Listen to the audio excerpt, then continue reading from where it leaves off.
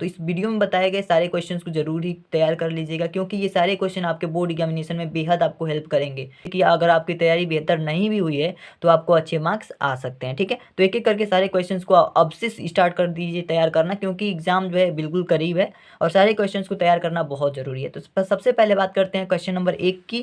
Question number 1 से सारे questions को देखते जाइए, सारे क्वेश्चंस आपके लिए बहुत ही इंपॉर्टेंट है। ठीक है, पहला क्वेश्चन हमारे पास है, व्हाट डिड एमएमएल से अबाउट द फ्रेंच लैंग्वेज। इस क्वेश्चन में कह रहा है कि एमएमएल जो है, एमएमएल ने अपने फ्रेंच भाषा के बारे में क्या कहा। ठीक है, एमएमएल ने फ्रेंच भाषा के बारे में क्या कहा, फर्स्ट क्वेश्चन है। ठीक है, इसका आंसर आपको लिखना है, एमएमएल सैड, एमएमएल ने कहा that the French language is the most beautiful in the world. जो फ्रेंच भाषा है ना, एमएमएल ने कहा कि जो फ्रेंच भाषा है वो क्या है, इस संसार में सबसे सुंदर भाषा है। ब्यूटीफुल, मोस्ट ब्यूटीफुल, सबसे सुंदर भाषा है। ठीक है, it is the clearest and the most logical language. यह जो भाषा है ना, ये क्लियरेस्ट भाषा है, सबसे क्लियर भाषा है, और मोस्ट लॉजिकल लैंग्वेज, और सबसे लॉजिकल भाषा है, सबसे तार्किक भाषा है। ठीक है, ये बात किसने कहा था, एमएमएल ने कहा था। ठीक है, तो ये इस क्वेश्चन का आंसर हो जाएगा। क्वेश्चन नंबर 2 की बात करते हैं। क्वेश्चन नंबर 2 हमारे पास क्या है, इसको देख लेते हैं।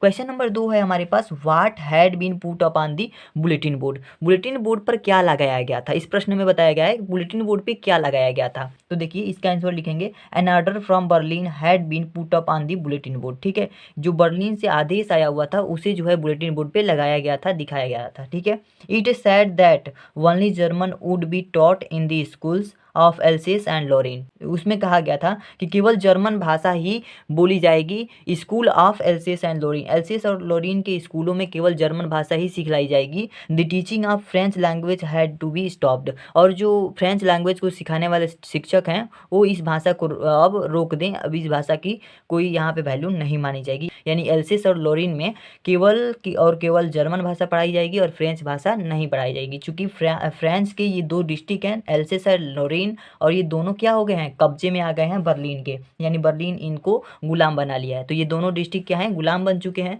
और इसलिए जो बर्लिन है अपना आदेश यहाँ पे जता रहा है। तो ये हो गया हमारे पास क्वेश्चन नंबर 2। अब हम क्वेश्चन नंबर 3 की बात करते हैं। क्वेश्चन नंबर 3 हमारे पास है, what changes did the order from Berlin cause in the school that day. ठीक है, तो इसमें कह रहा है कि what changes did the order from Berlin, जो बर्लिन से आदेश आया तो स्कूल में उस दिन क्या प्रभाव पड़ा, क्या दिखाई दिया। ठीक है, तो क्या बदलाव दिखाई दिए। ठीक है, स्कूल में क्या बदलाव दिखाई दिए जब बर्लिन से आदेश आया तब। ठीक है, तो इसका आंसर लिखेंगे, देयर वेयर नो नॉइज, वहाँ पे कोई नॉइज नहीं था स्कूल में। जबकि नॉइज होता है, स्कूल जब खुला रहता है तो वहाँ पे बच्चे नॉइज करते हैं, शोरगुल करते हैं, लेकिन उस दिन बिल्कुल भी हल्ला यानी शोरगुल नहीं हो रहा था।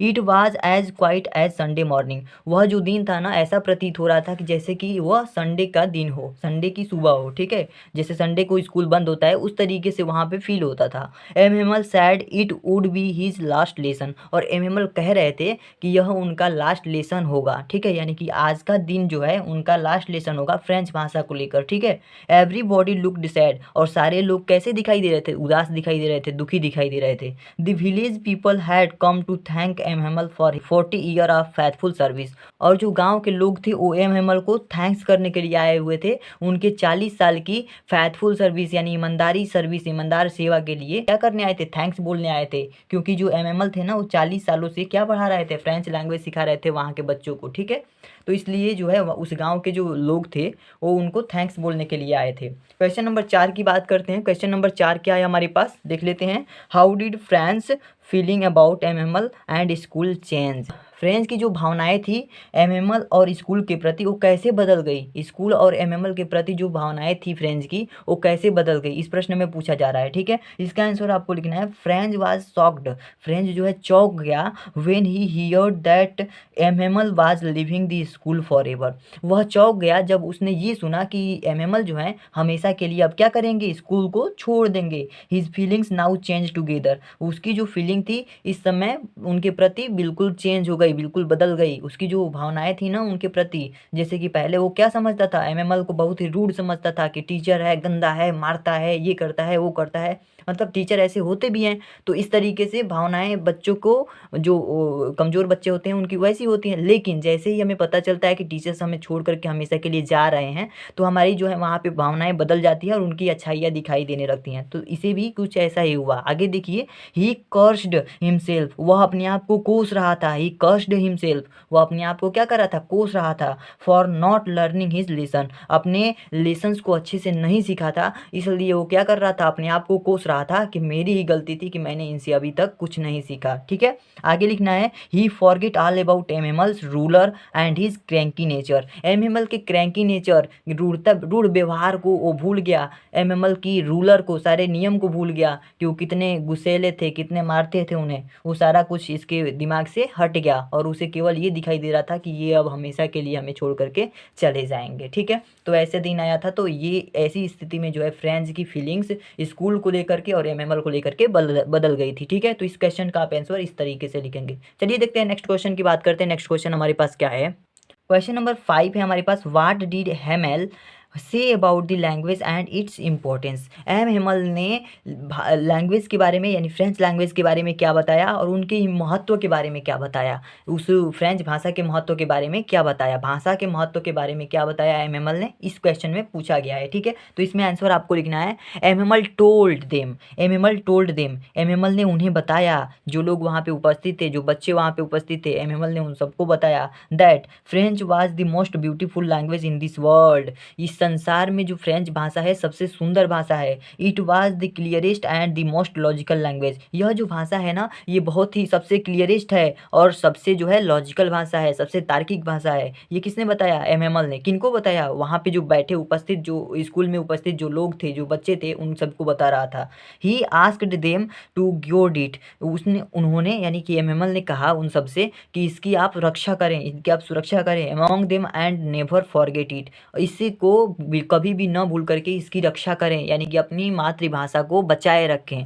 ही gave a reason also when people were insulted, as long as they held fast to their language they had the key to their prison. ठीक है, इसमें कह रहा है कि अगर हमारे पास हमारी मातृभाषा को जैसे जैसे तेजी से बढ़ाएंगे, सबका मतलब मैं बता रहा हूँ, पूरा कंक्लूजन यहाँ तक बता रहा हूँ कि जो भाषा है ना, अपनी मातृभाषा है, एमएमएल बता रहा है, सब एमएमएल जो टीचर हैं बता रहे हैं सबको कि जो हमारी मातृभाषा है, जैसे जैसे इसको हम तेजी से ग्रो करेंगे, आगे की तरफ बढ़ाएंगे, जैसे जैसे हम अपनी मातृभाषा की कदर करेंगे, बोलेंगे, वैसे ही हमें इस कैद से, इस जेल से छूटने का एक चाबी मिल जाएगा। यानी कि जो मातृभाषा होती है ना, उस मातृभाषा को बढ़ावा दे रहे हैं एमएमएल। ठीक है, तो मातृभाषा को बढ़ाने से हम अगर कैद हैं, किसी जेल में हैं, तो उस जेल की हमें चाबी मिल जाती है। तो लैंग्वेज को अपने क्या कीजिए, सुरक्षित रखिए और जो अपनी भाषा है ना इसको बढ़ा करके रखिए, कहीं भी इसको झुकने मत दीजिए, ऐसा बता रहे हैं एमएमएल। तो आशा करता हूँ ये 5 क्वेश्चन आपको समझ में आ गए होंगे। क्वेश्चन नंबर फर्स्ट हमारे पास क्या है,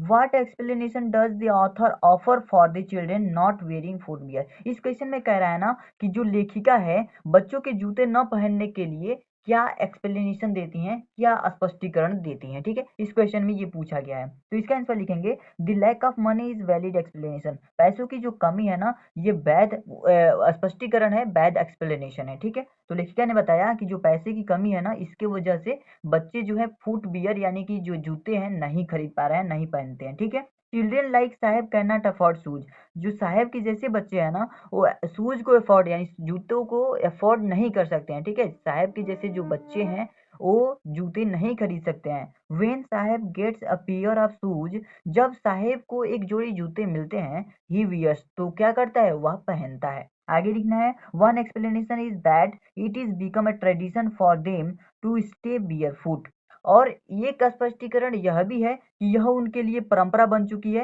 क्या परंपरा बन चुकी है, स्टे बियर फुट, बिना चप्पल जूतों के रहना उनके लिए ये एक परंपरा बन चुकी है। ठीक है, उनके लिए क्या बन चुकी है, एक परंपरा बन चुकी है। तो नंगे पैरों रहना क्या हो गया है, इनके लिए एक परंपरा सा बन चुका है। But the writer doubts it, लेकिन जो लेखिका है ना इसको क्या है, उस पर डाउट है, संदेह है। ठीक है, तो क्वेश्चन नंबर 1 का आप आंसर इस तरीके से लिखेंगे।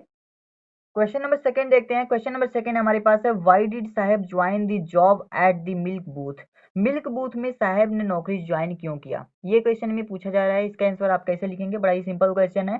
साहेब join the job at milk booth, Saheb ने मिल्क बूथ में नौकरी ज्वाइन कर लिया क्योंकि, बिकॉज, बिकॉज मतलब क्योंकि, he got their money and all his mills. ठीक है, क्योंकि उसे खाने के सारे सामान और पैसे मिलते थे। ठीक है, he was paid 800 rupees for his service. ठीक है, he was paid 800 rupees for his service. ठीक है, इसमें कह रहा है उसे जो है इस सर्विस के लिए, इस सेवा के लिए 800 रुपए के भुगतान किए गए थे। ठीक है, इस क्वेश्चन को आपको इस तरीके से आंसर देना है। नेक्स्ट क्वेश्चन देखते हैं। नेक्स्ट क्वेश्चन हमारे पास क्या है। थर्ड क्वेश्चन हमारे पास है, who was Mukesh and what was his ambition. Mukesh कौन था, हु वाज मुकेश, मुकेश कौन था, and what was his ambition, और उसकी जो महत्वाकांक्षाएं थी वो क्या थी। ठीक है, और उसकी महत्वाकांक्षाएं क्या थी, मुकेश कौन था और उसकी महत्वाकांक्षाएं क्या थी, इस प्रश्न में पूछा गया है। तो इसका आंसर हम कैसे लिखेंगे, Mukesh belongs to a poor family of bangle makers in Firozabad. ठीक है, मुकेश जो है फिरोजाबाद में एक गरीब फैमिली से था जो चूड़ियां बनाने का कार्य करते थे, इस तरीके से कह सकते हैं। या आप ये कह सकते हैं कि फिरोजाबाद में चूड़ियां बनाने वाले एक गरीब फैमिली से मुकेश जो है बिलोंग करता है। ठीक है, आगे लिखना है, Mukesh wants to be a motor mechanic. Mukesh जो है उसकी महत्वाकांक्षाओं के यानी एम्बिशन के बारे में बताया जा रहा है। ठीक है, Mukesh wants to be a motor mechanic. Mukesh जो है एक मोटर मैकेनिक बनना चाहता है। And he want to learn how to drive a car, और वह सीखना चाहता है कि कार को कैसे चलाया जाता है। ठीक है, और वो ये सीखना चाहता है कि कार को कैसे चलाया जाता है। ठीक है, तो इस क्वेश्चन का आप आंसर इस तरीके से लिखेंगे, बड़ा ही सिंपल भाषा में आंसर समाप्त हो गया। फोर्थ क्वेश्चन हमारे पास है, what was the meaning of garbage for children. बच्चों के लिए गार्बेज यानी कि वो जो कचरा था, कचरे का मतलब क्या था, बच्चों के लिए कचरे का मतलब क्या था।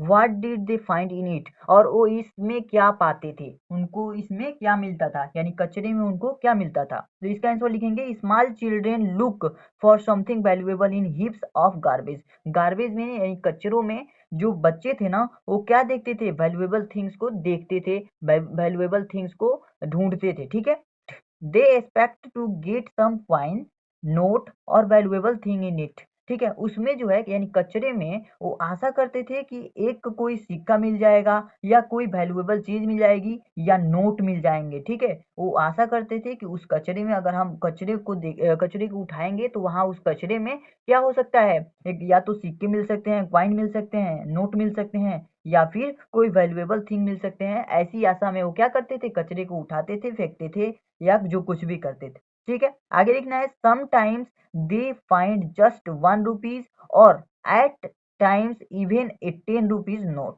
इसमें कह रहा है कि कभी कभी वो क्या करते थे, कभी कभी उन्हें 1 रुपए का सिक्का मिल जाता था या कभी कभी उन्हें 10 का नोट मिल जाता था, एक 10 रुपए की नोट मिल जाती थी। 10 for children garbage is a source of wonder. इसलिए जो बच्चों के लिए गार्बेज था ना, वो क्या था, एक आश्चर्य का स्रोत था। ठीक है, इसमें कह रहा है कि इसलिए जो गार्बेज था ना, बच्चों के लिए क्या था, आश्चर्य का स्रोत था। ठीक है, तो इस तरीके से इसका आंसर आपको लिखना है। चलिए देखते हैं नेक्स्ट क्वेश्चन हमारे पास क्या है।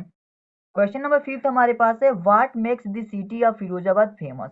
ऐसी क्या चीज है जो फिरोजाबाद शहर को प्रसिद्ध बनाती है। ठीक है, तो फिरोजाबाद शहर को क्या प्रसिद्ध बनाता है, इस क्वेश्चन में पूछा गया है। तो इसका आंसर आपको लिखना है, Firozabad is a famous for glass blowing industry. जो फिरोजाबाद है ना, ग्लास इंडस्ट्री के लिए, ग्लास उद्योग के लिए क्या है, ये प्रसिद्ध है। ठीक है, आगे लिखना है, every other family here is engaged in making bangles. यहाँ का हर दूसरा परिवार जो है चूड़ियां बनाने का कार्य करता है। ठीक है, every other family here is engaged in making bangles, इसका मतलब है कि यहाँ का हर दूसरा परिवार जो है यहाँ चूड़ियां बनाने का कार्य करता है। आगे लिखना है, it is famous for its bangles, मतलब यह जो है अपनी चूड़ियों के लिए क्या है, प्रसिद्ध है। तो आशा करता हूँ ये 5 क्वेश्चन आपके समझ में आ गए होंगे। पांचों क्वेश्चन का मैंने प्रॉपर हिंदी में अनुवाद के सहित समझाया हुआ है, और बहुत ही छोटे छोटे आंसर मैंने लिखने का प्रयास किया है, जिससे आपको ये सारे क्वेश्चंस के आंसर आसानी से तैयार हो जाएं। ठीक है, तो अगर आपको ये वीडियो अच्छी लगी हो तो लाइक कर दीजिए वीडियो को, चैनल पे नए हैं तो चैनल को सब्सक्राइब कर लीजिए, क्योंकि ऐसी ऐसी वीडियो आपको हमेशा मिलती रहेंगी। और आपके बोर्ड एग्जामिनेशन की तैयारी के लिए हम अच्छी अच्छी चीजें लाते रहेंगे, जिससे कि आपके बोर्ड एग्जामिनेशन में और भी अच्छे अंक आ सके और आपकी जो पढ़ाई है बिल्कुल सरल तरीके से हो सके। इसके लिए हम निरंतर कार्यरत हैं। तो आज के लिए इतना ही रखते हैं, कोई भी प्रतिक्रिया आपको देनी हो कमेंट बॉक्स में दे सकते हैं। आज के लिए इतना ही रखते हैं दोस्तों, मिलते हैं नेक्स्ट वीडियो में, तब तक के लिए धन्यवाद।